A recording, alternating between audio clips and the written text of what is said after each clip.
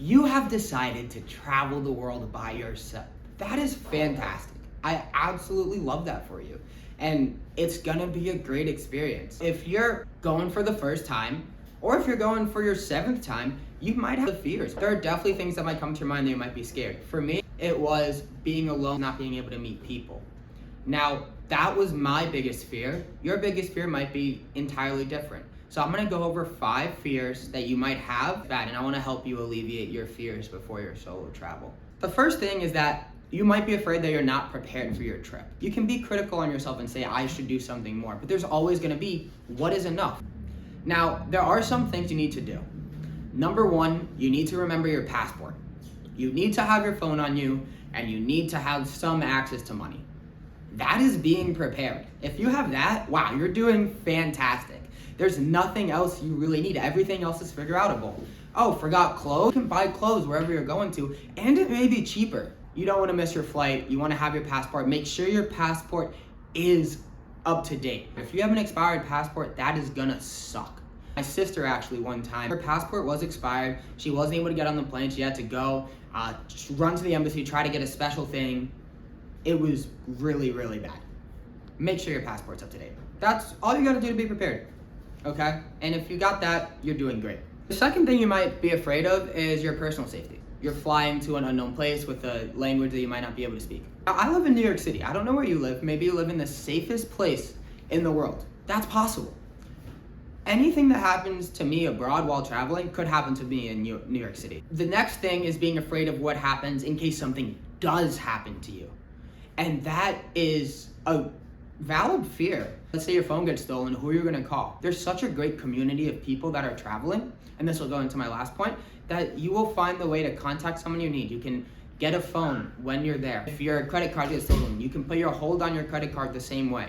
Now you will have to find some access to money, see if you can either get something shipped, but people are nice. I was unable to have access to money when my first couple days in Argentina, and my friend was able to get out money for me and I Zelled them. And I was able to get money that way. As long as you're a flexible thinker and you're trusting in yourself, everything is figure outable. Another thing that could happen is bodily harm. Let's say you get hurt while you're traveling. Well, you can have traveler's insurance. Traveler's insurance is a very important thing to have, but also, if you're in a foreign country, it might be cheaper just to see the doctor. You don't necessarily need to have insurance. I have a friend who got hurt while abroad, and they went to the doctor and was about to give them their insurance. They're like, it's $25. It's gonna be cheaper than going to the doctor back home.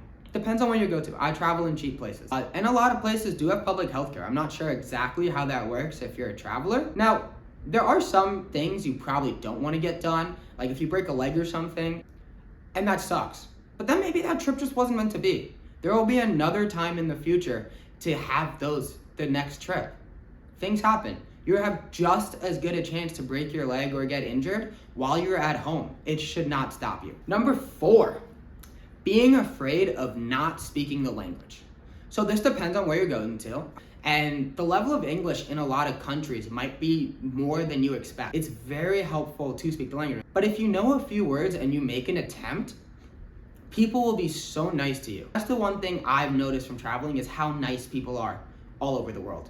They're gonna look to help. That's not to say you're gonna have the deepest conversations. I mean, you are speaking different languages, but you will know enough to get by and to have help. You also have translators in your pocket now at all times. You're gonna be able to Google Translate things. Google Translate might not be perfect, but it's enough to get the point across. It is nice though to make sure you know a few things. Maybe I want this, where's the bathroom, no thank you. Different types of food, I mean, you could point. On a menu, it might get more difficult. Also to know digits.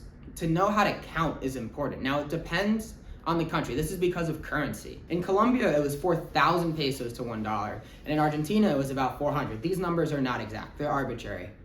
You should know where the extra zero is to make sure you're doing it. And on a menu, they just write numbers.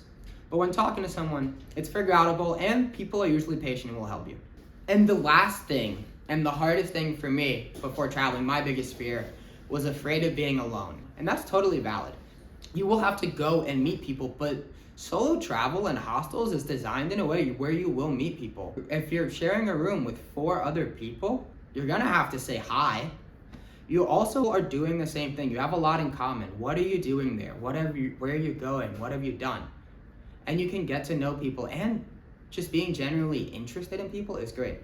Also, a lot of people travel by themselves, so they're also looking to meet new people, which makes it feels like to me a lot easier. And I meet so many more people when traveling, and it's easier for me to talk to them than back home. Also, maybe reach out to some friends, say, hey, I'm gonna be traveling for a while.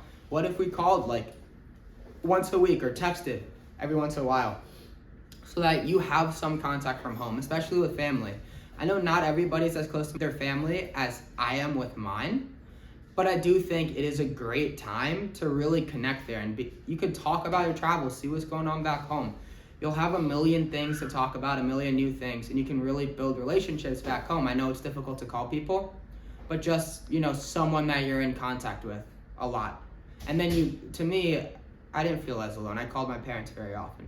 I hope I helped you alleviate some fears while traveling. If I didn't cover what you're concerned about, if there's any questions that you might have, please leave a comment, message me. But I'm gonna be putting out more videos, follow for more, and yeah, happy travels.